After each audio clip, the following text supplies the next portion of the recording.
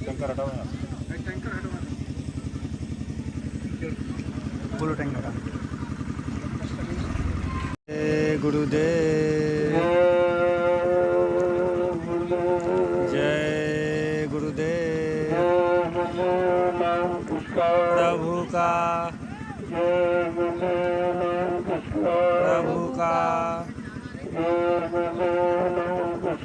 प्रभु का प्रभु का जय गुरुदेव।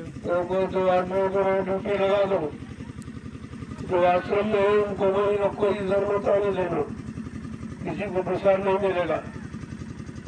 सब बोझा लाद रहे भंडारों पर, फालतू यहाँ पर जमा है, कोई काम नहीं करते। तो अभी आए सब वहाँ वहीं पर भीड़ लगाए खड़े, तुरंत भगाओ, उनको प्रसाद नहीं देना। यहाँ से भागोगे तो डोरा घर जाओ। फालतू आदमी को टिकने मत दो आश्रम में, ये जिम्मेदारी तुम लोगों को है। बुढ़ा बुढ़ा कोई यहाँ नहीं आएगा तो भागो, यहाँ सेवा संदान होना, बुढ़ों का क्या काम है। और भंडारों पर बोझा बन के आगे रोटी खाने आओ, तुरंत भगाओ, ऐलान कर दो। अब तो गेट पर ड्यूटी लगा दो बुढ़ा बुढ़ा, और कोई बच्चे और बच्चे लेकर नहीं आश्रम में आएगी, कोई सेवा नहीं कर पूछा में दर्द करते। लोगों आश्रम के कुछ नियम है और इस कार्यक्रम से नियम लागू हो जाएंगे। और शक्ति के साथ आश्रम में सबको प्रवेश नहीं मिलेगा। तो आमतौर से बोलते चले अरे अरे बड़ी धमकियां, जब तक कमाने के लाए रहे घर में कमाते रहे, अब यहाँ रोटी तोड़ने के लिए आश्रम में आ गए। और उन भगाओ ऐसे आदमी की जरूरत नहीं, यहाँ सेवादारों की जरूरत है। जो सेवा करे उनको रोटी मिलेगी, जो सेवा नहीं करते उनको तुरंत भगाइए आश्रम, गेट पर बैठा दो, वहीं से एंट्री मत लो, वापस लौट जाओ जाओ। इतनी बड़ी भीड़ यहाँ हो गई, बेचारे भंडारे वाले परेशान है, रोटी बनाते बनाते ऐसी गर्मी में, कम से कम सैकड़ों तो बच्चे, इनका क्या काम। 4-4, 5-5 बच्चे लेकर एक औरत आई, ये सेवा करेगी। तो बच्चे सेवा करते नहीं है और नुकसान अलग से करते। इसलिए अंदर से ध्यान रखो, कोई औरत बच्चे लेके नहीं आएगी, कार्यक्रम को तुरंत भगा दिया जाएगा। ये मेला नहीं है, ये सत्संग है।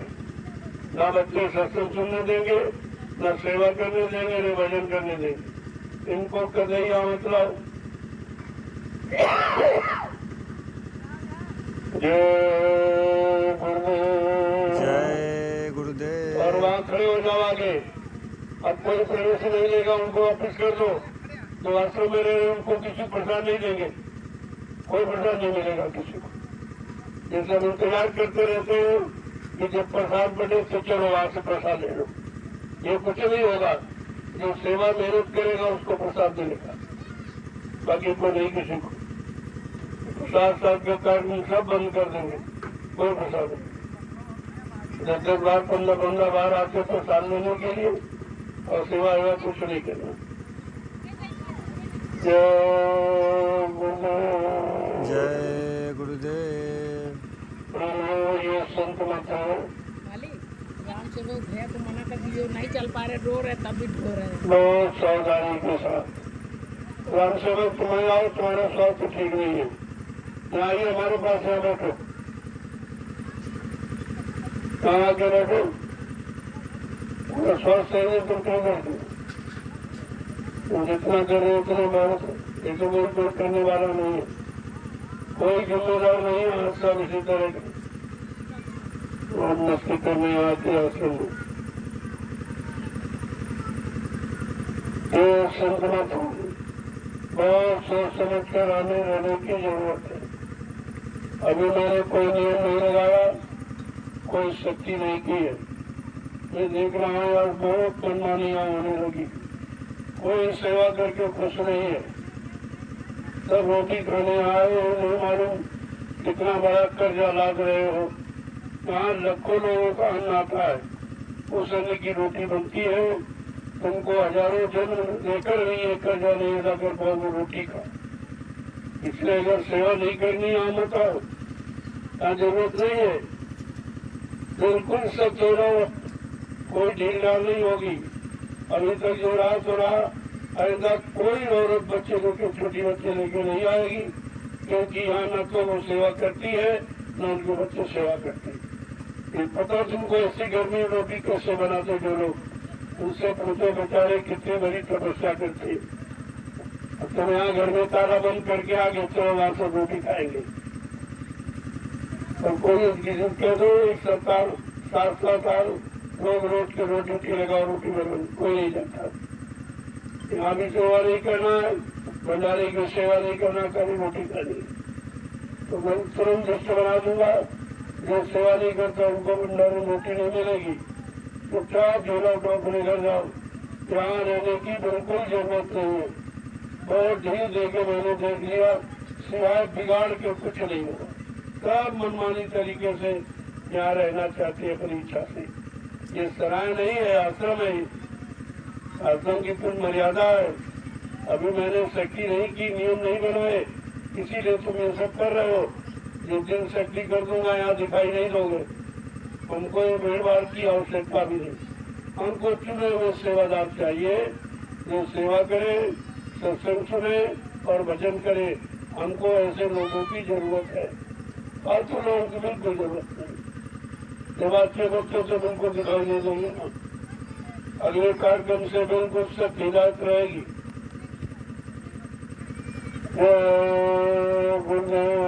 जय गुरुदेव। तो कुछ सेवा करो, तो भी तुम्हारे हाथ से सेवा निकल जाए। आगे बहुत बड़ी भीड़ आ रही है, तब सेवा करने का कोई असूल नहीं मिलेगा। भीड़ में सत्संग में नहीं सुन पाओगे, भजन में नहीं कर पाओगे। खाली भीड़ मेरा देख के चले जाओगे लौट के, कोई लाभ किसी तरह का नहीं मिलेगा। इंसान शब्दों में सुन लीजिए। अभी तक तो बड़ी ढील थी, तो मनमानी करते रहे। अब कहीं पर कोई मनमानी नहीं, सारी देख रेख करूंगा, रात में दौड़ा करूंगा, दिन में दौड़ा करूंगा। जरा सी ढील कहीं देगी, फौरन हटा दिया हो, दूसरे सेवादारों को रख दिया। एक जगह परमानेंट किसी को रखूंगा नहीं। अगर उसे सेवा नहीं करनी है तो चुपचाप खुशी से अपने घर चला जाए। यहाँ आश्रम में रहने आने की जरूरत नहीं है। अब यहाँ भीड़ नहीं लगानी हमको तो वो काम के लोग चाहिए जिनके अंदर सेवा भाव है, भजन करने की इच्छा है, सत्संग सुनने की भावना है। वो लोग यहाँ आएंगे। बाकी भीड़ लगाने वाले लोग यहाँ अगले कार्यक्रम से नहीं आएंगे। साथ साथ सुन लीजिए, मैं पूरे देश में ऐलान करूंगा, इस तरह की भीड़ हमारे आश्रम पर नहीं होगी, क्योंकि आपने बहुत बिगाड़ किया। कोई जिम्मेदारी नहीं है, जो सामान जहाँ पड़ा वहाँ पड़ा, सड़ रहा है, टूट रहा है, कोई मतलब नहीं। उनको तो होश नहीं कैसे आता, कैसे प्रेमी 10-10 रुपए पेट काट कर बाल बच्चों को नहीं खिलाता, देता हाथ में, इसके लिए देता बर्बाद करने के लिए। इसका भी खामियाजा आपको भोगना पड़ेगा। तो आप अगर जिम्मेदारी से काम नहीं करते और अगर प्रेमियों की सेवा का नुकसान हो रहा है, उसका भी खामियाजा आपको भोगना पड़ेगा। बड़े साथ शब्दों को सुन लीजिए। ये संत मत है, तुमने भी संत मत देखा नहीं है, तुमने संत मत को भी जाना नहीं है। अभी तो छूट दी गई, तभी तुम ये सब मनमानी कर रहे हो। आइंदा से ये कुछ नहीं होगा। इतनी शक्ति होगी कि तुम्हें टिक ही नहीं पाओ। जिसे भक्ति करना है वो आएगा, बाकी और कोई नहीं है। अच्छे बच्चों तो बिल्कुल याद आने की जरूरत नहीं। सात बच्चों को सुन लीजिए कि तरह तरह का नुकसान, शोर शराबा, न बच्चे सत्संग सुनने देते, न सेवा करने देते, न भजन करने देते। फिर इनको लाए क्यों है? ये किस काम के लिए आता है? जरा सभी ने विचार करते भीड़ बढ़ाने आ गए। ये संख्या सब खत्म कर दूंगा, इस तरह की कोई संख्या नहीं है। जय गुरुदेव।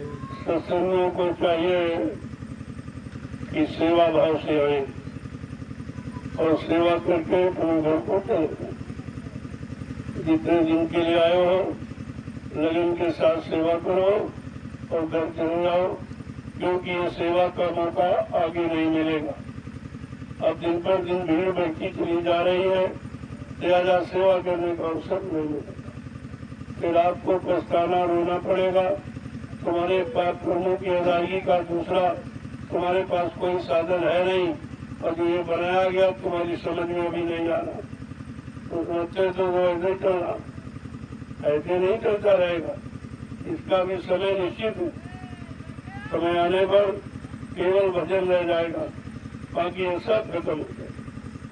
केवल जिसको भजन करना है, अपनी जीवात्मा का कल्याण करना है, वो आश्रम में आएगा और रुकेगा। बाकी यहाँ भीड़ भाड़ लगाने की जरूरत नहीं है, बुड्ढों की यहाँ बिल्कुल जरूरत नहीं है, मरीजों की यहाँ आवश्यकता नहीं है। यहाँ भीड़ लगाने आ गए हो, फालतू समय अपना भी खराब करते हो और लोगों का मन खराब करते हो। तुमको देखकर और लोग नहीं सेवा में जाते। अभी मैं निकला हूँ तो जितने यहाँ इतने तो वहाँ सब घूम रहे टहल रहे, केवल भंडारे का इंतजार करते हैं। मैं भंडार वालों को मना कर दूंगा, देख लो यहाँ कितने लोग टहलने की लिस्ट बना लो। इनको शाम को भोजन नहीं दोगे, इनका भोजन मत कर दो। भोजन सेवादारों के लिए भंडारों में है, बाकी किसी लिए भोजन नहीं। जो लोग बेचारे नहीं आ पाते वही सेवा देते, वही अनाज देते कि हमारा अनाज को प्रेमी खाएं जो वहाँ सेवा करेंगे, तो बदले में हमको भी लाभ मिल जाएगा। यहाँ सभी बैठने वाले भोजन खाए, इनके बाद कोई काम घर में नहीं, कमाने के लाए रहे जब तक घर में रहे। अब बेकार हो गए तो यहाँ आ गए। ये बेकारों का अड्डा बना रखा तुमने, ये आश्रम है कि बेकार लोगों का अड्डा बना दिया है। कुछ कहा नहीं जाता, तो जानते नहीं, हम सब देख रहे हैं और वो कर रहे हैं। अगले कार्यक्रम में एकदम सख्त हो जाएगी, बिल्कुल सख्त हिदायत हो जाएगी। कोई यहाँ टहलता घूमता नजर नहीं आएगा, बड़े कायदे मर्यादा में रहना पड़ेगा। ये मतलब नहीं मनमानी तरीके से जो चाहे सो यहाँ कर रहा है, वो समझता यहाँ कौन कोई देख रहा। ये तुम्हें नहीं मालूम, ये तुम क्या तुम्हारे तमाम जन्मों को देखा जा रहा। अभी आपके लिए थोड़ा सा छूट कर दी, अब सुधर जाओ, अब सुधर जाओ, ठीक हो जाओ, अब ठीक हो जाओ, लिहाजा इतने सख्त कर दूंगा, यहाँ दिखाई नहीं दोगे। ये संक्रमण है। अभी तुमने देखा कहाँ, अभी तो कड़ाई की नहीं गई, अभी ढील दी गई तुमको, चलो किसी तरह से आ जाओ, सुधर जाओ। लेकिन उसका तुम नाजायज फायदा उठाते हो, सुधर नहीं रहे और तुम बिगड़ रहे हो, और यही बिगाड़ पैदा कर रहे हो, यही गंदगी फैला रहे हो आश्रम में। तुमको शर्म आनी चाहिए इस बात की।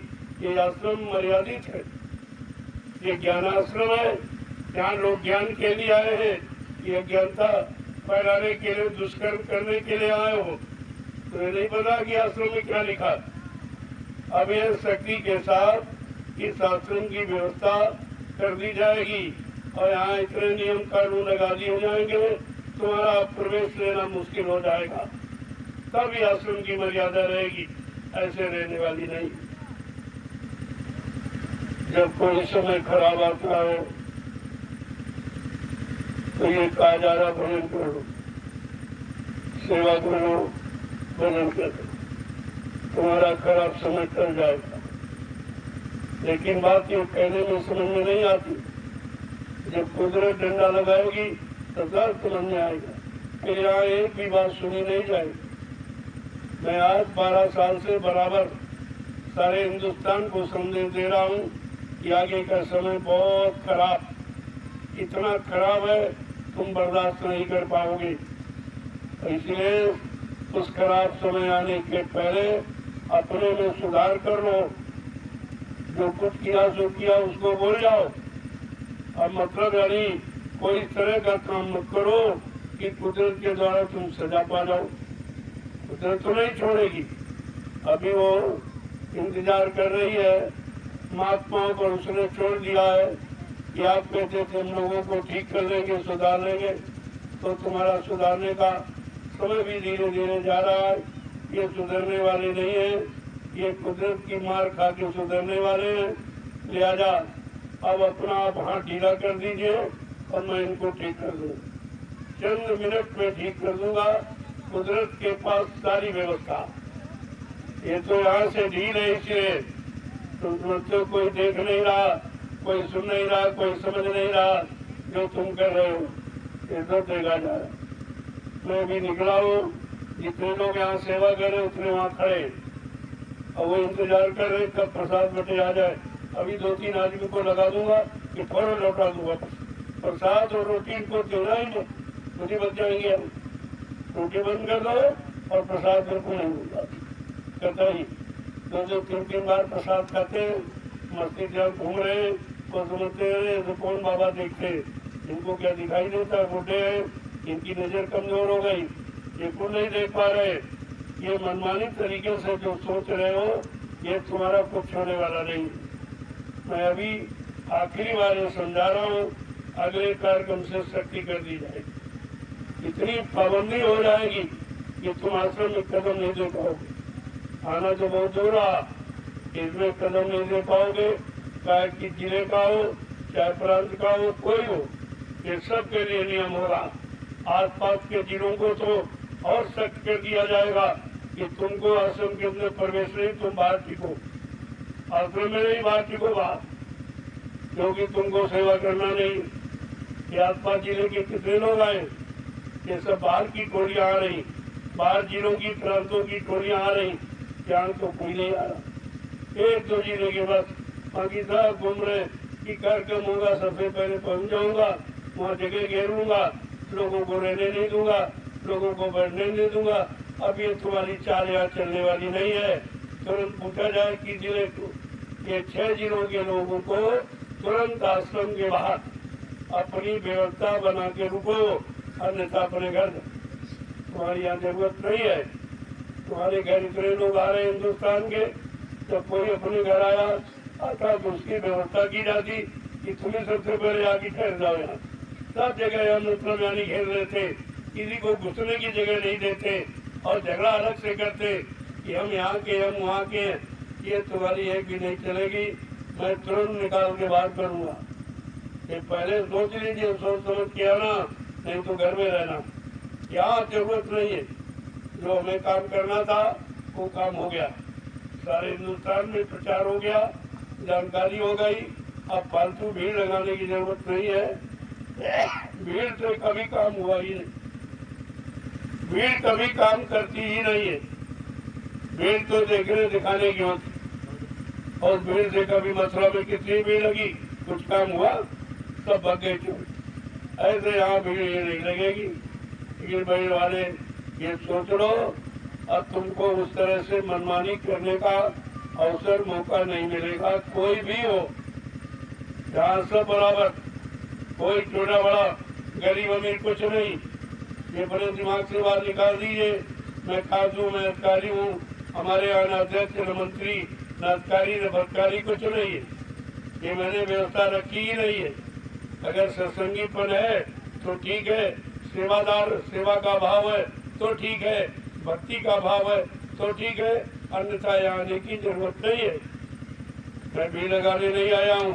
कितनी बार मैंने इशारा किया कि ये आसपास वाले जिले वाले केवल भीड़ लगाने आते, आएंगे तुरंत दर्शन जाएंगे, आवाज बच जाएंगे घर। मैंने कहा दर्शन वर्शन बंद कर, न दर्शन न प्रसाद, ये सब बंद कर दूंगा, कुछ भी नहीं रखूंगा। ये प्रसाद के लिए आते, जितनी बार इनको प्रसाद दिया जाता, जितनी बार मिला जाता उतनी बार प्रसाद ये इसीलिए आते हैं, अन्यथा यहाँ कोई नहीं आए, कोई नहीं आए। क्या मथुरा में कोई प्रसाद मिलता था? इस तरह कभी मथुरा में प्रसाद बढ़ता था? वहाँ तो सेवा करोड़ों लोग करते थे, किसी को प्रसाद नहीं मिलता था। लेकिन यहाँ तुमको सब तरह की सुविधाएं दी है, इसीलिए यानी तुम्हारा दिमाग खराब हो गया, तुम सब बेकार हो गए हो। सेवा भाव चला गया, भक्ति भाव चला गया, सत्संगीपन चला गया, तुम्हारे दिमाग में कुछ नहीं रहा। इसलिए अब मैं सख्त हो जाऊंगा। अगले कार्यक्रम से इतनी शक्ति हो जाएगी तुम आश्रम के अंदर प्रवेश नहीं ले पाओगे। सीधी बात सुन लीजिए अभी। जय गुरुदेव। जय गुरुदेव।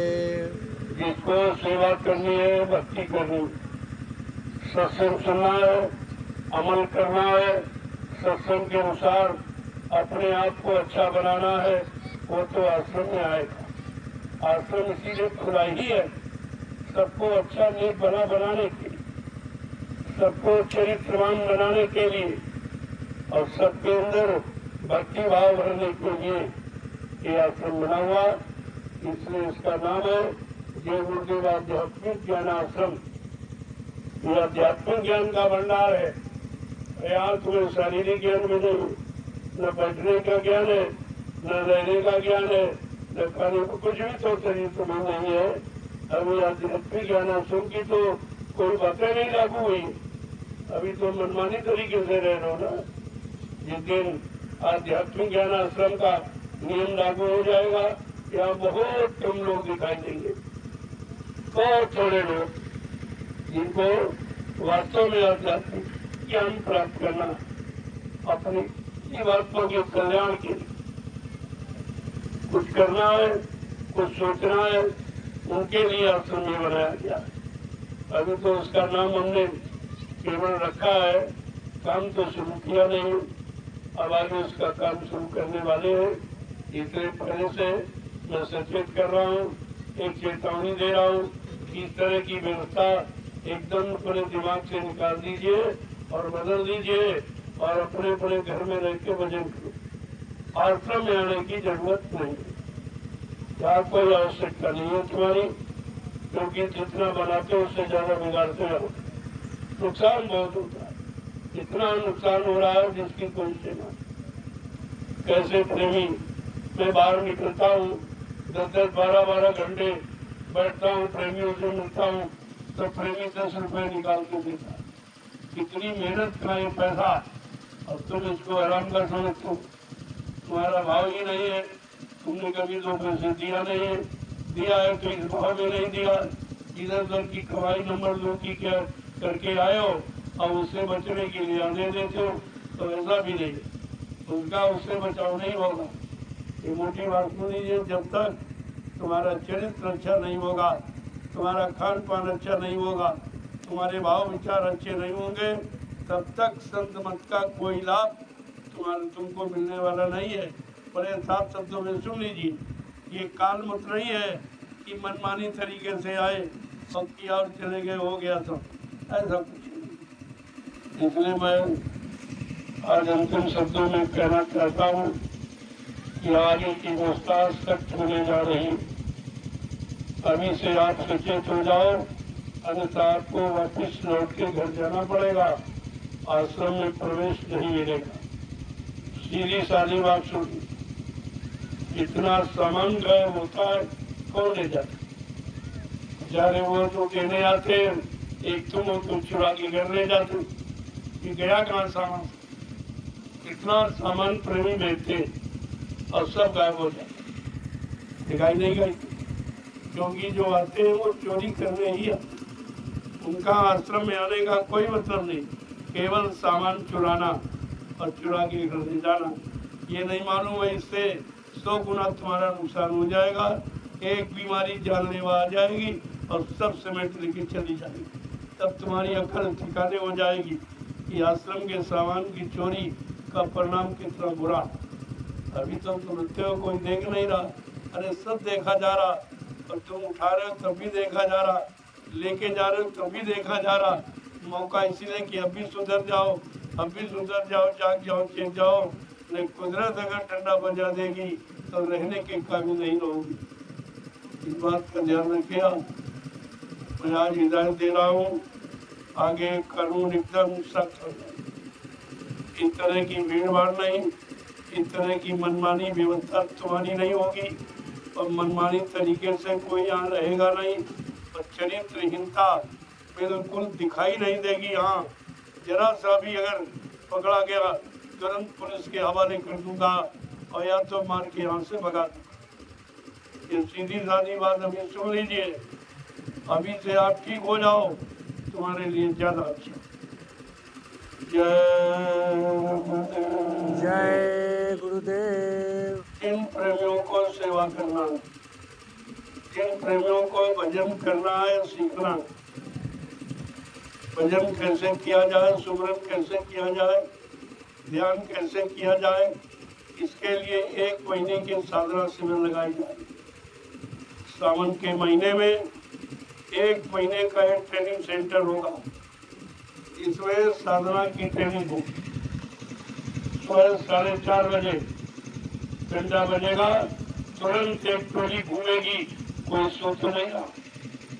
सबको जाकर के एकत्रित होकर एक जगह पर साधना कराई जाएगी, सामने बैठकर। और इसके बाद जब साधना से उठाए तुरंत सत्संग शुरू हो जाए। सत्संग के बाद 1 घंटे जलपान के लिए मौका, इसके बाद तुरंत सेवा। एक क्रम होगा साधना शिविर। ऐसे शाम को पहले प्रार्थना पाठ, फिर मतलब यानी साधना, और फिर सत्संग, और इसके बाद भोजन। यानी भोजन के पहले कोई भोजन नहीं, सत्संग पहले कोई भोजन नहीं।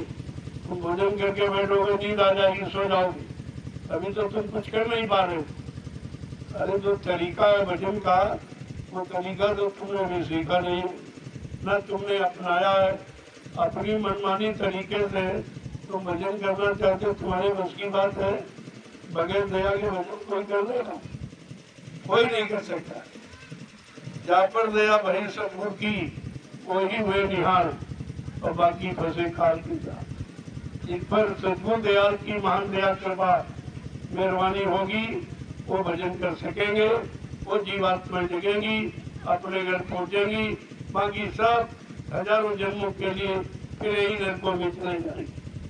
बहुत सख्त विधान है संतमत का। अभी संतमत केवल सुना है तुमने, किताबों में पढ़ा होगा, लेकिन लागू किया गया वो नहीं लिखा। अब वो लागू होने वाला है अगले कार्यक्रम से। जैसे साधना शिविर का ऐलान हुआ, तुरंत नियम सख्त हो जाएगा। साधना में वही सम्मिलित हो गए जिनको साधना करनी, बाकी सब की भर्ती नहीं। तो वही लोग आएंगे जो भजन करें, जिनके अंदर भजन करने की इच्छा है। और ये भीड़ भाड़ में नहीं बेचारे कर पा रहे, इनकी रहनी गहनी में नहीं कर पा रहे, इनके गलत आचरण को देख के नहीं कर पा रहे, इनके गलत तरीके से जो रहन सहन है इसके तरीके से नहीं कर पा रहे। ये जितनी आपत्तियां अटकलें भजन करने में हो रही, ये सब समाप्त कर दी जाएगी। बिल्कुल पाक साफ व्यवस्था होगी। जिस व्यवस्था को तुमने अभी देखा नहीं है, सुना भी नहीं होगा, वो लागू कर दी जाएगी। तब लोगों की समझ में आएगा कि हाँ, ये संतमत। संतमत का मतलब सच्चा मत, सच्चा रास्ता, सच्चाई का रास्ता, चरित्रता का, सद्भाव का, सर्वभक्ति का, सद्व्यवहार का ये रास्ता, इसको शब्द मुक्ति थी। अभी आपने समझा कहाँ है? अभी तो मैंने बताया भी नहीं है, क्योंकि तुम सुनने के लायक नहीं हो। तुम्हारे अंदर अभी क्षमता नहीं है कि संत मत को सुन सको या समझ सको या अपने जीवन में अपना सको। अभी तुम्हारे बस की बात नहीं है, इसलिए मैंने अभी चर्चा नहीं की, केवल संत मत का एक आधार बताया। हिंदुस्तान में बहुत कम लोग गिने चुने जो संत मत की परिभाषा जानते, बाकी कोई नहीं जानता। सब काल मत की परिभाषा में लगे पड़े हैं, काल मत की व्यवस्था में लगे पड़े हैं और काल की पूजा में लगे पड़े हैं।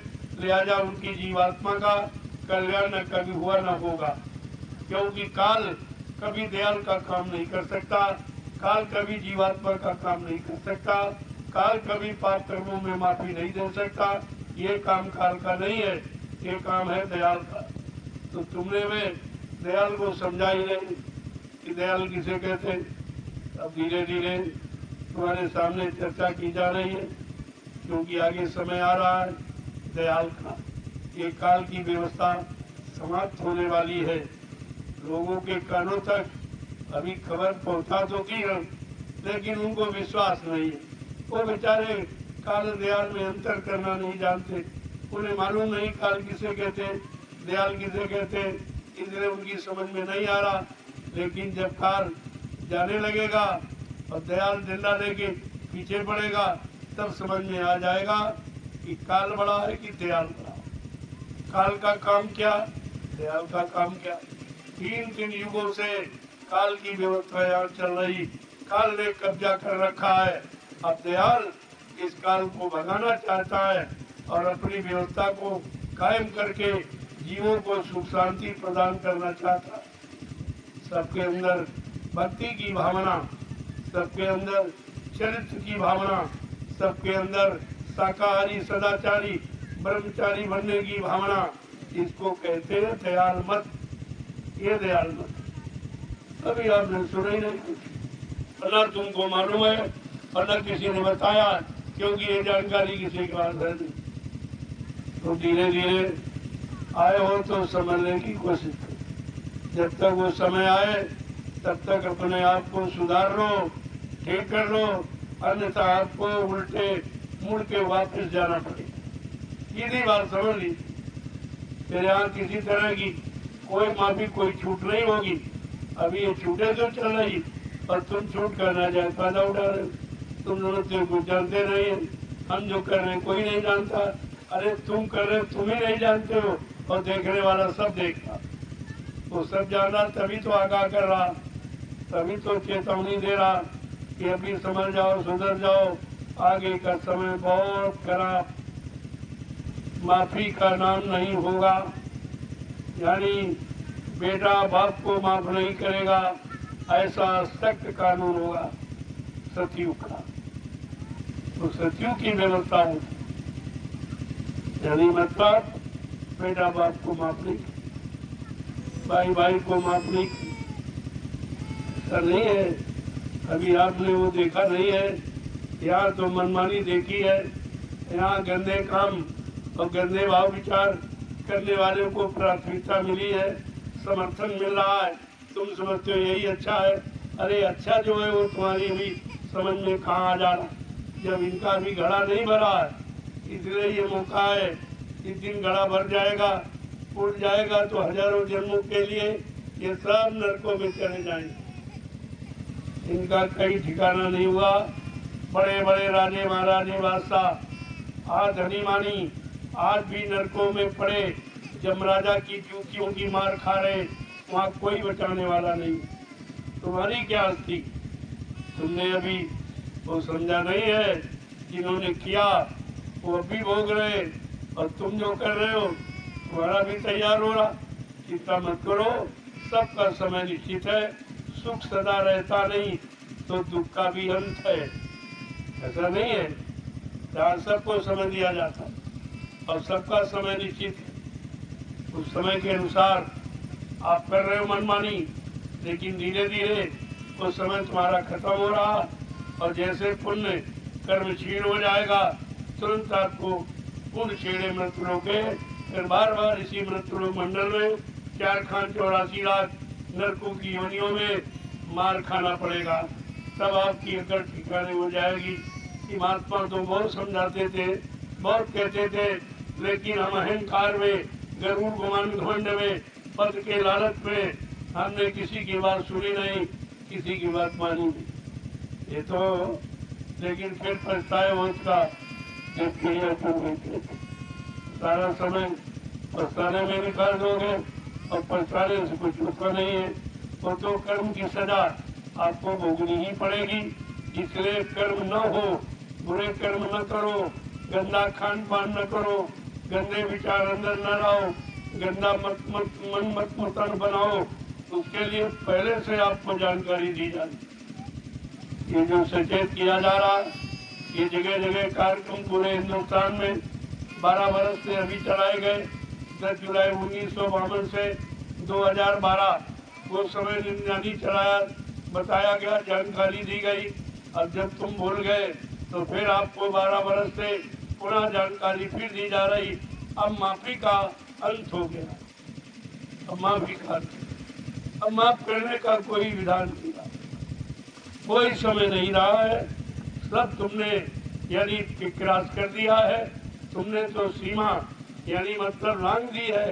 अच्छाई की और अच्छे कर्मों की और अच्छे की लाभ की सीमा ही खत्म, तुम्हारी सीमा समाप्त हो गई। अब तुम्हें अपने पापों की सजा मिलने का समय आ गया। उसके लिए तैयार हो जाओ। कुदरत है तैयार खड़ी, आगे मुसीबत बड़ी पड़ी। के लिए आपको करना पड़ेगा। ये ज्ञानाश्रम का निर्माण क्यों किया गया? अगर आध्यात्मिक ज्ञान हिंदुस्तान में दिया गया होता तो हम इस जंगल में ज्ञानाश्रम बनाने की क्या जरूरत है? ये आध्यात्मिक ज्ञानाश्रम, ये भौतिक सांसारिक नहीं है, आध्यात्मिक। पहले नाम फिर उसका काम देखो। अभी तुम्हारी समझ में कुछ नहीं आ रहा। अन्य आश्रमों की भांति तुम इस आश्रम को समझते हो, वो ये नहीं है। इसका काम बिल्कुल अलग और सबके हित का और सबके भले का और सबके कल्याण का।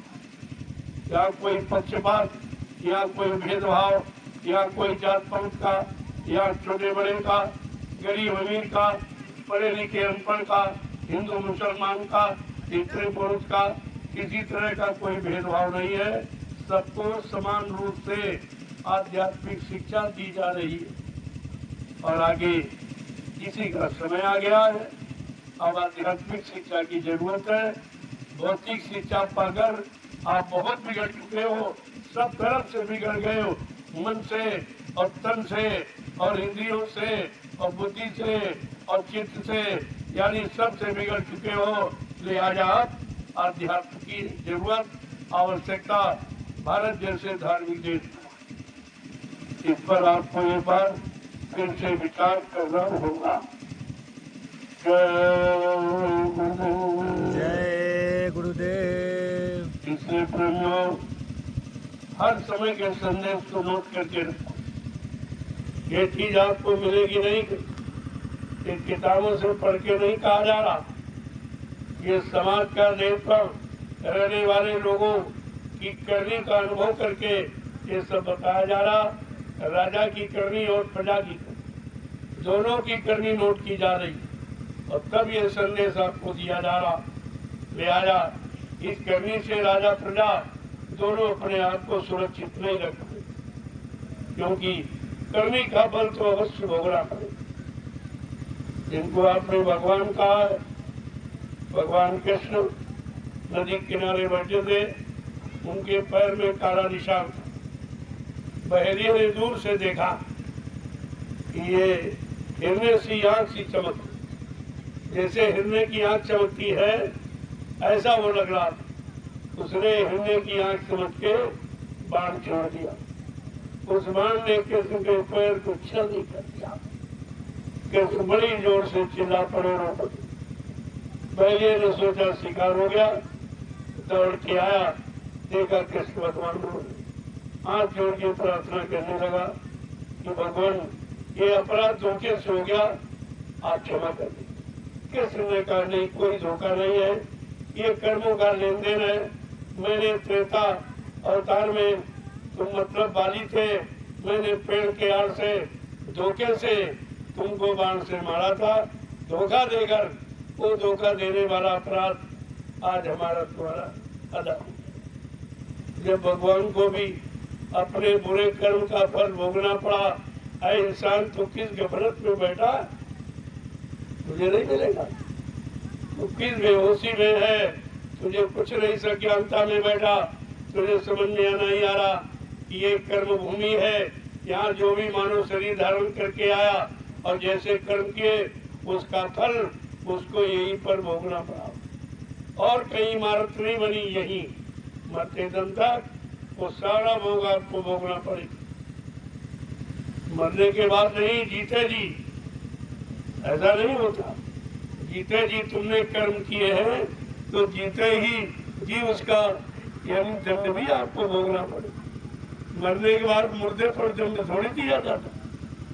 मुर्दा क्या दंड को समझता है, तो आपको इस पर विचार करना। ये इशारे जो आपके लिए किए जा रहे हैं उसको समझ लीजिए। ये है जय गुरुदेव आध्यात्मिक ज्ञानाश्रम। ये नाम आपने हिंदुस्तान में कहीं पढ़ा नहीं।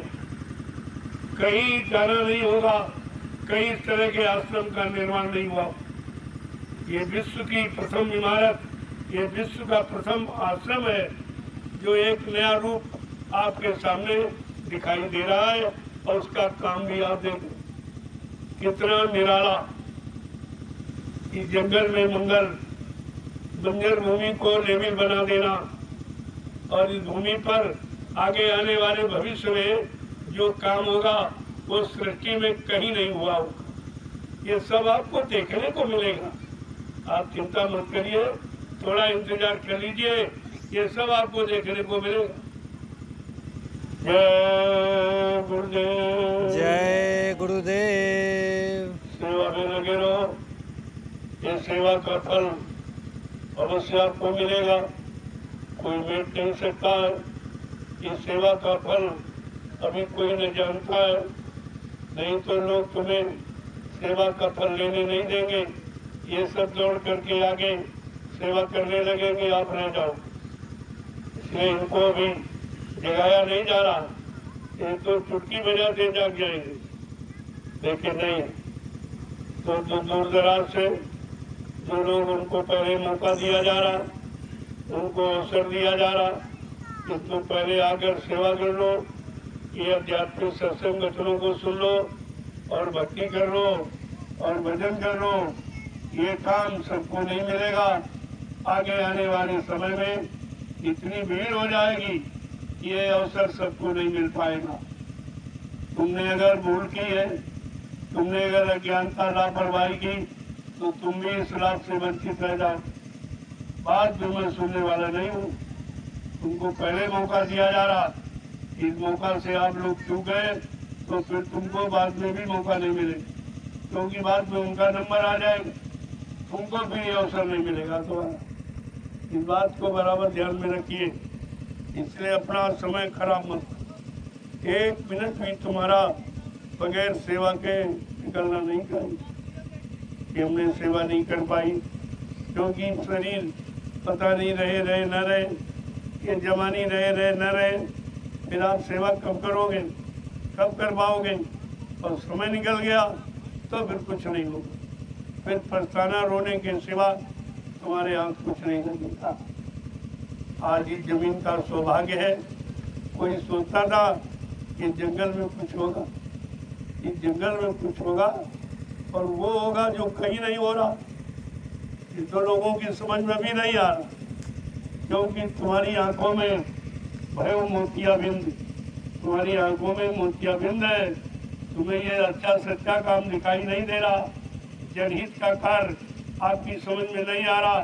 तुम बेईमानी से और झूठ से, छल कपट से एकदम डूब गए हो, बिल्कुल डूब चुके हो। इसलिए अच्छाई और सच्चाई महात्माओं की तुम्हारी समझ में नहीं आ रही। ये सब क्या?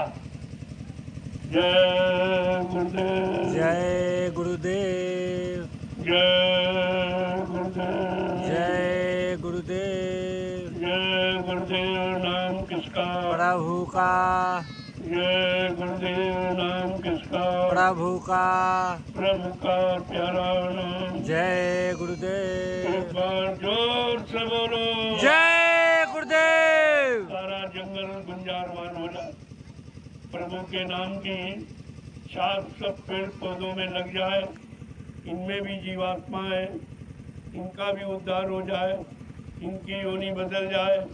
इससे बड़ा लाभ, ये तो लाभ कोई दे ही नहीं सकता कि पेड़ पौधों को भी मानव योनि का सौभाग्य मिल जाए। ये लाभ है किसी के पास? जोर से बोलो, जय गुरुदेव। जोर से बोलो, जय गुरुदेव। सब मिल बोलो, जय गुरुदेव। बोलना होगा, जय गुरुदेव। अभी से बोलो, जय गुरुदेव। दुख दर्द हरेंगे, जय गुरुदेव। सब कष्ट मिटेंगे, जय गुरुदेव। शांति भी देंगे, जय गुरुदेव। सबके दाता, जय गुरुदेव। सबके मालिक। जय गुरुदेव। प्रेम से बोलो, जय गुरुदेव। ये नाम नहीं इंसान का, यह नाम है प्रभु का, ये काम नहीं इंसान का। यह काम है प्रभु का। अगर इंसानों के बस का होता तो ये सैकड़ों साल से जंगल नहीं पड़ा होता। ये तो सामने आपके दिखाई दे रहा। सरकार के बस का होता तो जंगल ये जमीन उबड़ खाबड़ नारे में नहीं बदली होती, ये सब प्रेम होती। क्योंकि ना तो सरकार को ना भारत की प्रजा को ये मालूम है ये भूमि 88,000 ऋषियों की, जिन्होंने इस भूमि पर तपस्या किया। अपने हजार वर्ष यहाँ तपस्या में शरीर को सुखा दिया, हड्डियों को गला दिया, सारे सुखों का परित्याग करके इस भूमि को पावन पवित्र बनाया। लेकिन अभी तक इस भूमि पर कोई ऐसा आया ही नहीं कि जनहित का यानी सबके लाभ का कोई काम करता। इस भूमि का भाग्य जगह है, समय सबका होता है, एक बार आता है, एक बार समय सबको मिलता है। आज इस तपोभूमि का सौभाग्य जगह है कि कहाँ कहाँ से हिंदुस्तान के 20-25 प्रांतों से लोग, दूसरे देशों के लोग भी आ रहे हैं और इस सेवा में लग रहे हैं। वो भी इसमें एहसास कर रहे हैं कि 88,000 ऋषियों की तपोभूमि पर हमको भी सौभाग्य मिला। अपने जीवन के कुछ क्षण, कुछ घंटे, कुछ दिन सेवा करने का अवसर मिला। इस भूमि पर लेटने का, इस भूमि पर बैठने का, इस भूमि पर भोजन करने का, इस भूमि पर सत्संग सुनने का, भजन करने का, ये सौभाग्य तो किसी किसी भाग्यशाली को मिलेगा, सबका नहीं मिलेगा। हजारों गाँव बस गए लेकिन भाग्य नहीं जान पाए, भाग्य नहीं जगा पाए, अपनी किस्मत नहीं जगा पाए, आध्यात्मिक लाभ नहीं प्राप्त कर पाए, क्योंकि उनको मालूम नहीं है कि 88,000 ऋषि भूमि ऋषियों मुनियों की तपोभूमि का लाभ कब, कैसे, किसको मिलता है, किस क्रिया से मिलता है, किस साधना से मिलता है, किस पूजा से मिलता है, ये तो मालूम नहीं किसी को। तुम्हारे मनमानी तरीके से कुछ करने से इस भूमि का लाभ आपको नहीं मिलेगा। वो तो गोस्वामी महाराज ने अगर जानकारी रामचरितमानस में न लिखी होती तो कोई नहीं जान पाता, और फिर भी लोग नहीं जान पा रहे। उत्तरकांड में बड़े साफ शब्दों में लिखा है कि तीर्थवर नैमिष विख्याता अति पुनीत साधक सुखदाता। ये नैमिषारण्य तीर्थों का महातीर्थ, तीर्थों का राजा है, जिससे इतनी पवित्र भूमि है। इस पर जब किसी संत के साधक आएंगे और नाम की साधना करेंगे, उनको इस तपोभूमि का लाभ मिलेगा, बाकी किसी को नहीं। तुमने गांव बना लिए, घर मकान बना लिए, खेती करने लगे हो, लेकिन जो लाभ रामचरितमानस में लिखा है वो तो किसी को मिला नहीं। किसी ने उस पर विचार ही नहीं किया कि कौन से नाम की साधना जो कलयुग में कलयुग का नाम जगाया जाएगा, कलयुग का नाम स्मरण करने से कलयुग में लोगों को लाभ मिलेगा। बाकी ऐसे विचारे रह जाएंगे, उन्हें पता नहीं है कि कलयुग का नाम कलयुग के जीवों के लिए, सतयुग का नाम सतयुग के जीवों के लिए, त्रेता का नाम त्रेता के जीवों के लिए, द्वापर का नाम द्वापर के जीवों के लिए। लेकिन तुम तो कलयुग में बैठे हो, तुम्हें अपने कलयुग समय का नाम मिलना चाहिए, तब तुम्हारा काम होगा। तो वो बात तुम्हारी समझ में आती नहीं। मैं लगातार 4-5 वर्षों में आपको जानकारी और 3 आश्रमों का निर्माण कर दिया। कब समझोगे? तुम एक मकान नहीं बना पाए हो, यहाँ 3 आश्रमों का निर्माण हुआ। इसको देखो, तुम एक जमीन सुरक्षित नहीं रख पाए हो, यहाँ तुम्हारे यहाँ 300 बीघे जमीन तैयार कर दी है। जो जंगल था वो एकदम लेविल हो गया, जो उबड़ खाबड़ जमीन नारे थे उनको भी बराबर कर दिया गया, क्योंकि आगे वो समय आ रहा है जब इस जमीन की आवश्यकता पड़ेगी। क्योंकि ये ऋषि मुनियों की तपोभूमि है। इस तपोभूमि पर कोई अच्छा काम होना चाहिए जो सबके हित का हो, सबके भला का हो, कोई स्वार्थ लोभ लालच का काम नहीं हो। आप इस पर विचार ही नहीं कर पा रहे। आपको मौका दिया जा रहा, आपके सामने किया जा रहा, करके दिखाया जा रहा, फिर भी तुम्हारी समझ में नहीं आ रहा, तो अपने आप को दुर्भाग्यशाली ही समझिएगा। इससे बड़ा दुर्भाग्य क्या हो सकता। जय गुरुदेव, जय गुरुदेव, जय गुरुदेव, जय ये गुरुदेव। समय मिला है प्रेमियों, तुम इसका लाभ उठा लो।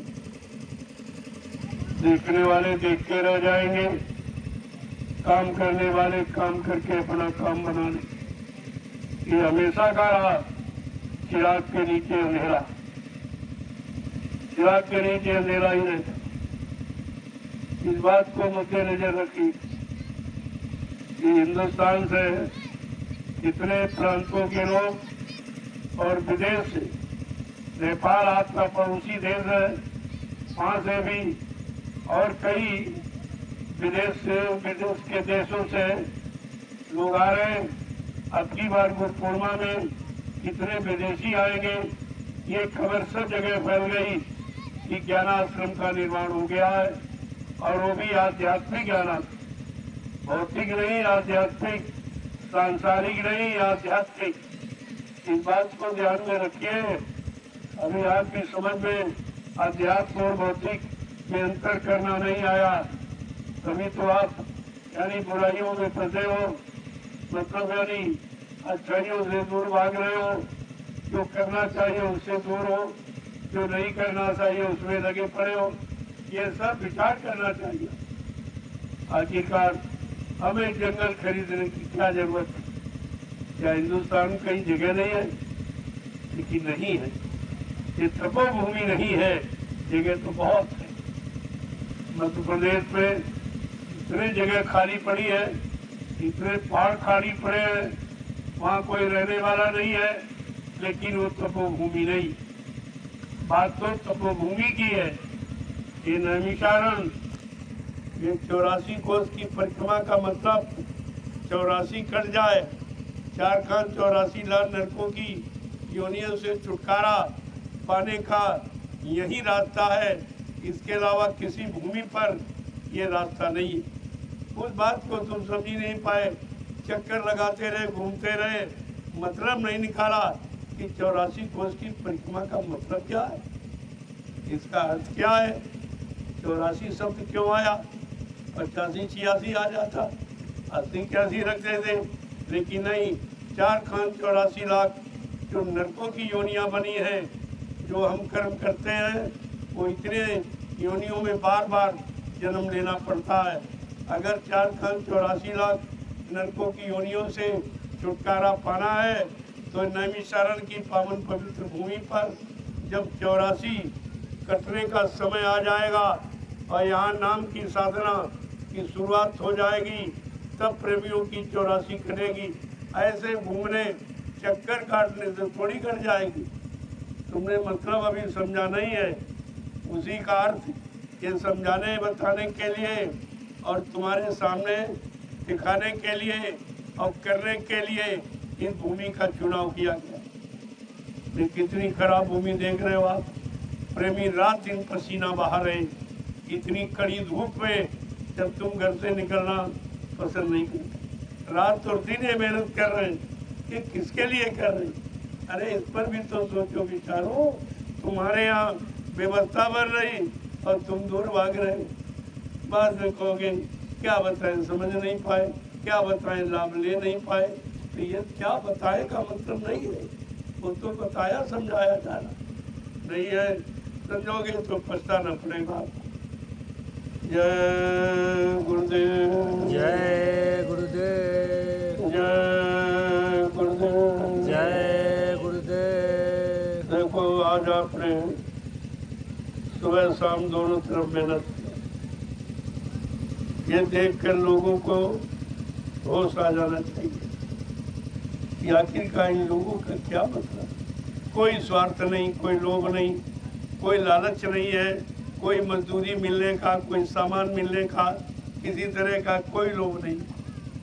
आखिरकार ऐसी गर्मी, इसमें टेम्परेचर कितना बड़ा बढ़ गया, लोग बाहर निकलने में घबराते हैं। और ये प्रेमी सेवक जंगल झाड़ी काट रहे, समतल भूमि बना रहे। अरे समतल भूमि बन जाएगी और ऊबड़ खाबड़ लेवल हो जाएगी, क्या आम जमीन को उठा के ले जाएगी? अरे तुम्हारे ही काम आएगी। जमीन यहीं रहेगी, कहीं चली नहीं जाएगी।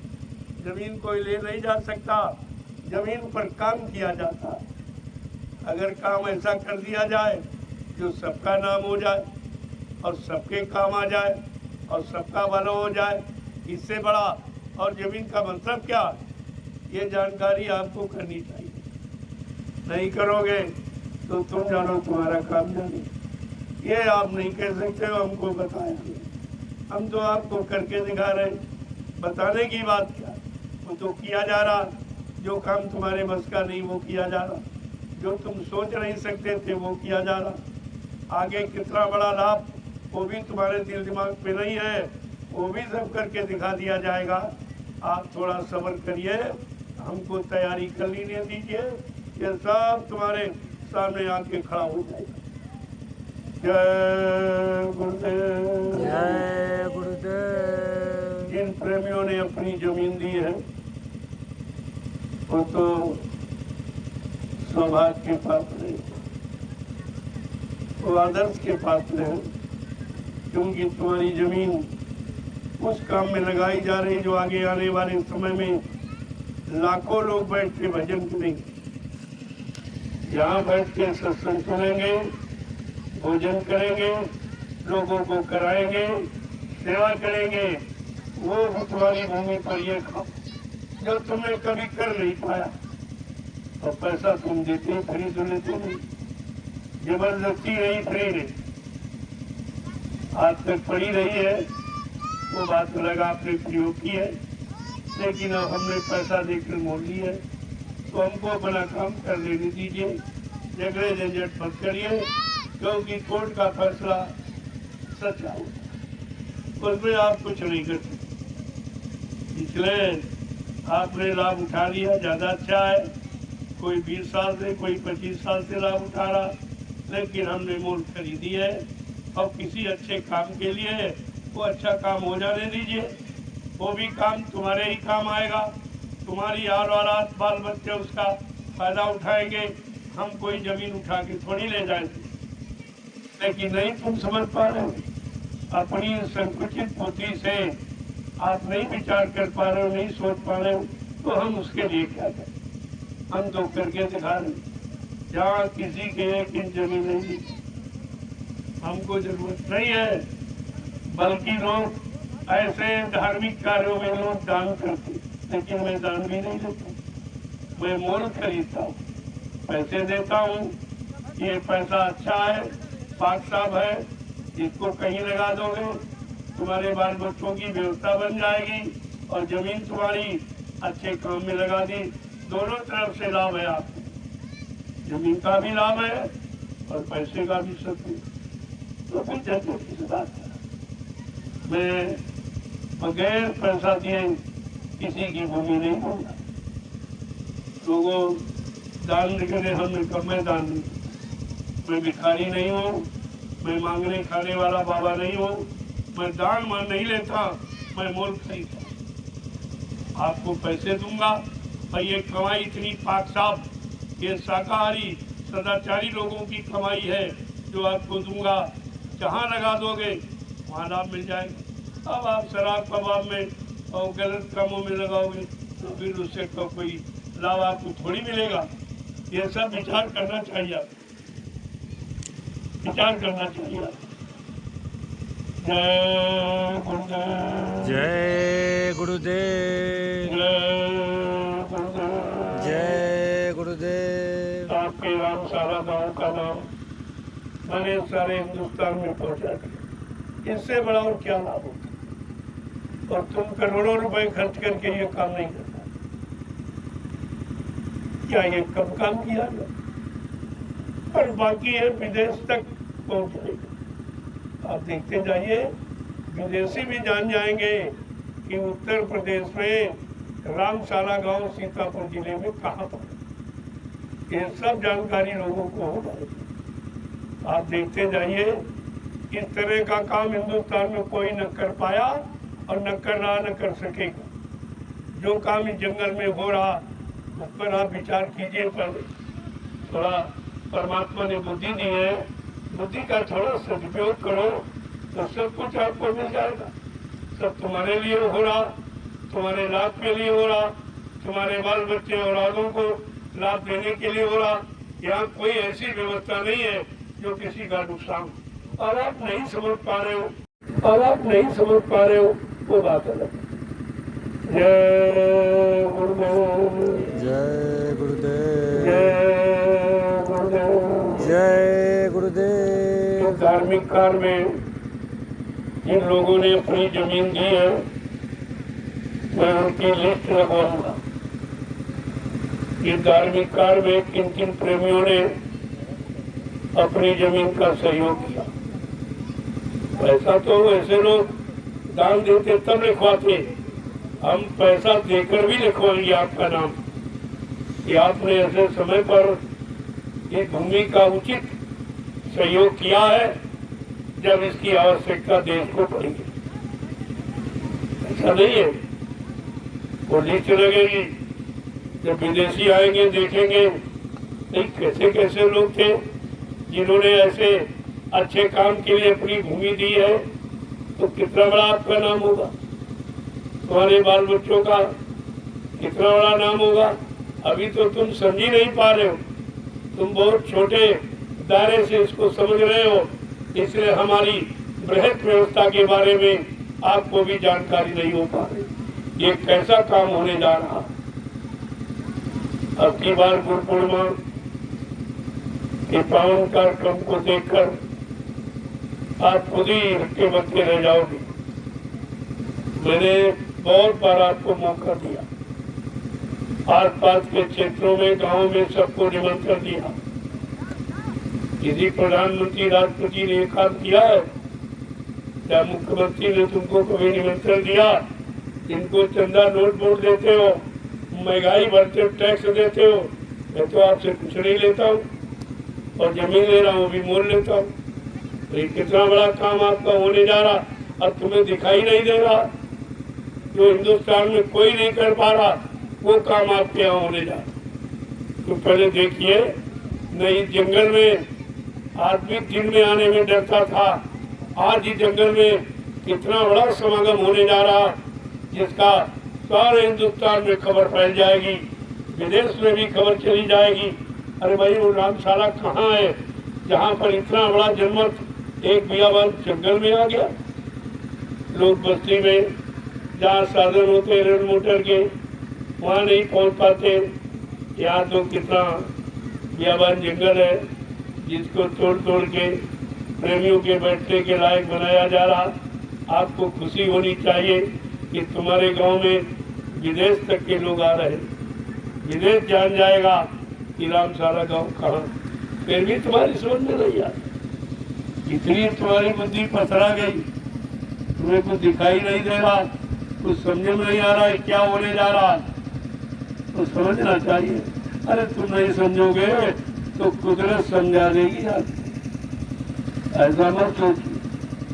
जय गुरुदेव, जय गुरुदेव, जय गुरुदेव, जय गुरुदेव। जय गुरुदेव। नाम किसका? प्रभु का, प्रभु का प्यारा नाम। जय गुरुदेव। अभी बेचारे संत मत के प्रेमी नहीं समझ पा रहे, वो जो इसमें मिशन में है वो नहीं जान पा रहे, वो भी अभी भ्रमित है, वो भी लोग लालच के चक्कर में है। उनको भी ये दिखाई नहीं दे रहा कि 88,000 ऋषियों की तपोभूमि का चुनाव क्यों किया जा, इस भूमि पर यह काम करने का संकल्प क्यों लिया जा रहा, इस जंगल को यानी समतल क्यों बनाया जा रहा, उबड़ खाबी भूमि, ये नदी नाले ये सब बराबर क्यों किए जा रहे हैं, कौन से काम की तैयारी हो रही है, अभी किसी के समझ में बात नहीं आती। लेकिन धीरे धीरे सब समझ में आ जाएगा। लेकिन समय से जुड़ जाओगे तो आपको लाभ मिल जाएगा। काम तो हो जाए, काम तो कोई रोक नहीं सकता। काम रोकने वाला तो पैदा ही नहीं जो इस काम को रोक दे, ऐसा तो कोई पैदा नहीं हुआ। अगर जुड़ जाओगे तो आपका नाम हो जाएगा, आपको लाभ मिल जाएगा। नहीं काम तो हो ही जाएगा।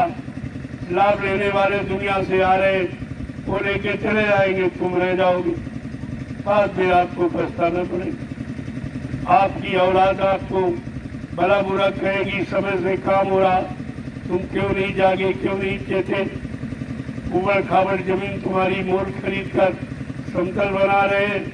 ऐसी भीषण गर्मी में जहाँ आदमी बाहर नहीं निकलना पसंद कर रहा, ये सूरज दिन रात दोनों समय दे रहे। रात में कोई मेहनत कर सकता है? तुम अपने खेतों में रात में मेहनत नहीं, ऐसी गर्मी। ये लोग जगह साफ कर, जरा सा भी बुद्धि नहीं दौड़ा रहे।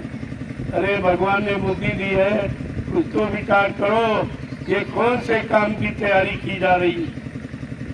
जय गुरुदेव, जय गुरुदेव, जय गुरुदेव, जय गुरुदेव। चलो प्रभु, जो लोग बैठे थके तो आके प्रसाद दे, बाकी धीरे धीरे सेवा करके आओ। एक बार गिरा जाओगे तो सेवा रुक जाएगी। ऐसे सेवा भी चलती रहेगी और आपको प्रसाद देगी। ये सेवा का लाभ हिंदुस्तान में कोई नहीं देता। एक जलिया पर एक माला, अरे ये लाभ कौन दे सकता? पहले इस पर विचार कीजिए, सबकी बुद्धि जगह से हो जाएगी कि एक जलिया पर एक माला स्वीकार। ये मालिक का कैसा हुक्म है, कैसा मालिक का आदेश है, इसे आपको समझना पड़ेगा। ये मैं नहीं कहता हूँ, मुझे भी कोई आदेश दे रहा। तो मालिक का आदेश जो सर्वोपरि है, अब वो कुछ करना चाहता है। जिसने इतने साल पहले से आवाज लगाई, कलयुग में कलयुग जाएगा और कलयुग में सतयुग आएगा, तो समय कब आएगा कलयुग के जाने का और सतयुग के आने। अरे कुछ तो विचार करो, तुम्हारा सत्संगी बनने का अर्थ ही क्या निकला? जब सत्संग बच्चों की कोई बात नहीं समझ पाए, कोई सत्संग बच्चों पर विश्वास नहीं कर पाए, गुरु पर विश्वास नहीं कर पाए, तो तुमको तो और पछताना पड़ेगा। और काम हो रहा है आदेशानुसार। जो 1997 में यही नैमिषारण्य में गुरु पूर्णिमा का कार्यक्रम बाबा जी ने किया और आखिरी दिन ऐलान किया था कि बच्चा ये 88,000 ऋषियों की तपोभूमि है, यहीं से सतयुग के अंकुरण निकलेंगे। क्या इस आदेश को भूल गए? क्या गुरु बच्चों को भूल गए? तुम्हारी समझ में नहीं आ रहा? मथुरा में कभी नहीं कहा कि यहाँ से सतयुग के अंकुरण निकलेंगे। या बड़े बड़े यज्ञ और कार्यक्रम जहाँ पर हुए वहाँ पर कहीं कभी नहीं ऐलान किया गया कि यहीं से सतयुग के अंकुरण निकलेंगे। लेकिन 88,000 ऋषियों की तपोभूमि से ये ऐलान किया गया यहीं से सतयुग के अंकुरण निकलेंगे। तो अंकुरण कोई आसमान में नहीं, जमीन में, उसी जमीन का चुनाव किया गया। उसी आदेश का पालन करके नैमिषारण्य की पावन पवित्र भूमि को खरीदा जा रहा, मुफ्त नहीं लिया जा रहा, जबरदस्ती नहीं खरीदा जा रहा। इस पर प्रेमियों को विचार करना चाहिए। मैं हिंदुस्तान के सब सत्संगी प्रेमियों को एक बार फिर से आगाह करता हूँ, सूचना देता हूँ, अब सो मत, जागने का समय आ। सो जाओगे पछताना पड़ेगा। इतना समय मथुरा में तुम्हारा व्यर्थ में चला गया, कोई मतलब नहीं निकला, और अब भी तुम्हारा समय घर बैठे व्यर्थ में चला जाएगा, कोई अर्थ आप नहीं निकाल पाओगे। अब तो लोगों के सामने ये चीज खड़ी हो गई, सब विचार करने लगे क्या गिरदार बात तो कोई जरूर है। इतनी जल्दी 3 आश्रमों का निर्माण ये नैमिषारण्य की पावन पवित्र भूमि पर कैसे हो गया? एक बार इस पर आपको चिंतित होना ही पड़ेगा, आपको सोचना पड़ेगा। और ये 88,000 ऋषियों की तपोभूमि एक दिन तुम सबको बुला लेगी। मैं नहीं बुला रहा, भूमि बुला, इस भूमि का प्रभाव है। जय गुरुदेव, जय गुरुदेव, जय गुरुदेव, जय देखो गुरुदेव। इस भूमि पर और कोई काम नहीं हो।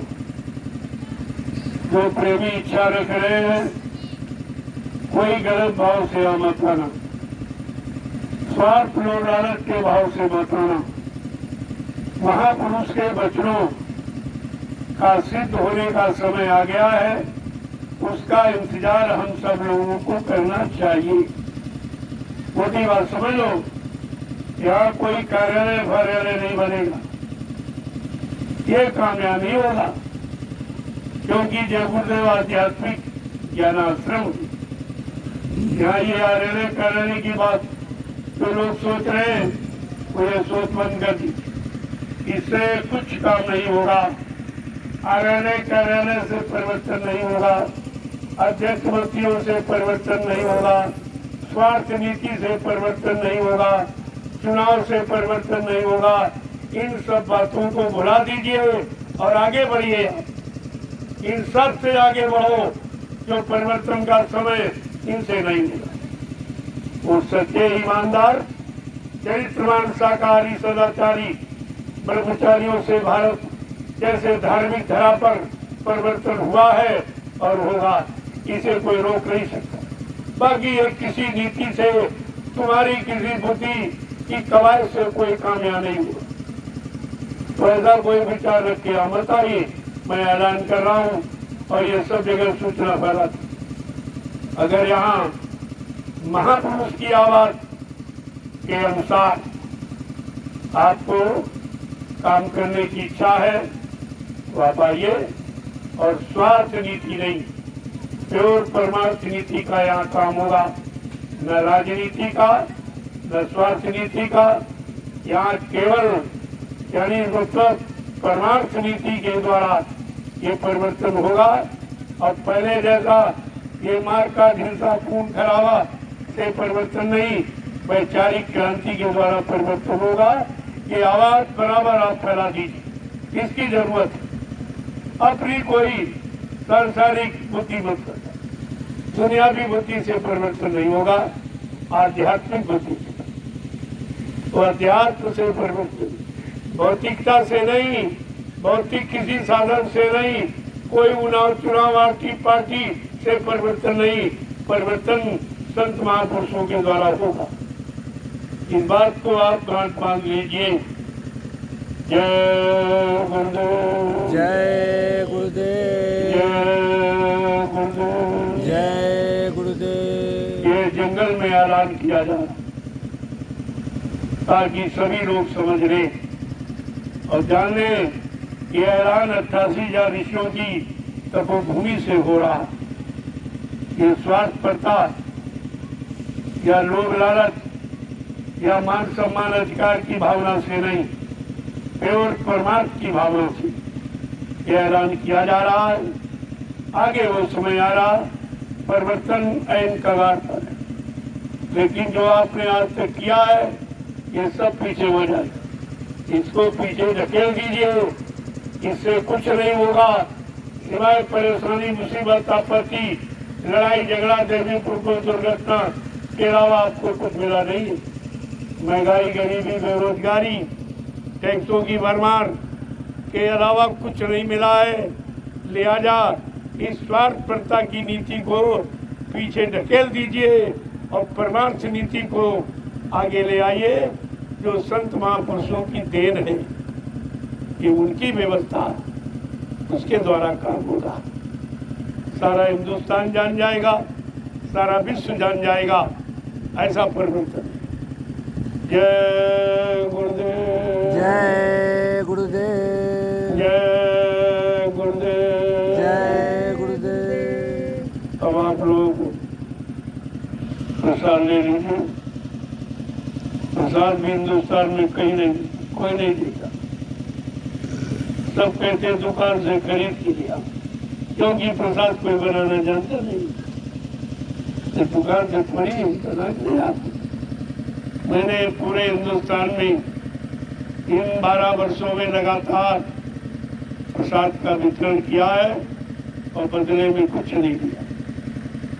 प्योर परमार्थ की भावना, तरह तरह की बीमारी, तरह तरह की परेशानियां, दुख तकलीफ, लड़ाई झगड़े, दैविक रुकों, दुर्घटनाएं, अकाल मौत, इनसे राहत पाने के लिए, भूत प्रेतों से निजात मिल जाए, उसके लिए मैंने इस महाप्रसाद का वितरण किया और आज भी कर रहा हूं। तो ये कोई नकल भी नहीं कर सकता। अब तो हिंदुस्तान में कोई नकल भी नहीं हमारी कर सकता। छोटा मोटा काम है प्रसाद वितरण। अरे प्रसाद बनाया जाता, प्रसाद दुकानों से खरीदा नहीं जाता। ये भी बड़ी बुद्धि से निकाल देती है। अब बनाएगा कौन? बनाने वाला कौन होता? किसने अपने सदगुरु स्वामी को खुश कर लिया, उनके आदेश हुक्म का पालन करके, उनके वचनों का आधार बनाकर जिसने अपना जीवन निकाला है और जिसने अपने सदगुरु दाता दयालु को खुश कर लिया है, वो अपने सदगुरु की दुआ और दया किसी भी वस्तु में प्रवेश करके जीवों को लाभ दे सकता है। ये है बनाने वाला। अगर कोई बना सकता बना के दिखा दे तो सबके लिए कह रहा हूँ, ये काम किसी का। जहाँ जो काम होगा वो कोई कर नहीं सकता, क्योंकि वो ऐसे समृद्ध महापुरुष का संकल्प है और किसी का नहीं, समृद्ध मालिक का संकल्प है। उस संकल्प के अनुसार यहाँ काम किया। अपने अनुसार, अपने मनमानी तरीके से, अपने स्वार्थ लोभ लालच मान सम्मान के लिए यह कोई काम नहीं किया। ये अपने दिमाग से बात निकाल दी। जय गुरुदेव। चलो प्रेमियों, धीरे धीरे अब महाप्रसाद ले लो और ताकि आपके लिए उठा थकावट आपकी दूर हो जाए। धीरे धीरे जो महाबीमारियों का तो बुरे कर्म करके आपने पैदा किए हैं वो धीरे धीरे चलेंगे। एक बार की नहीं, धीरे एक बार की जो तुम टूट जाओगे, इसलिए धीरे धीरे इस भारी वजन को धीरे धीरे उतारो। जो पाप की कमाई, बुरे कर्मों की, स्वार्थ लालच की, झूठ छल कपट बेईमानी, हिंसा मार काट, ये सब जो आपने किया है ये उसी का पाप का बोझा लदा है। इससे बीमारियां आती है, परेशानी आती है, लड़ाई झगड़े हो रहे, दैवी दुर्घटनाएं, अकाल मौतें हो रही, राजा प्रजा की बुद्धि खराब हो रही है, अच्छे सच्चे काम में निर्णय नहीं ले पा रही है। तो इसलिए जब तक ये नहीं मिलेगा तब तक और ये महाप्रसाद कोई दे नहीं सकता, कहीं करेगा कोई तीर्थ, कोई मूर्त नहीं है। ये चेतन का काम है, ये जड़ का बहकावा नहीं है। जड़ में भरमाया नहीं जा रहा, चेतन की तरफ इशारा किया जा रहा और चेतन का क्या रूप तुम्हारे सामने रखा जा रहा और चेतन के द्वारा मिलने वाला ये महाप्रसाद आपको दिया जा रहा।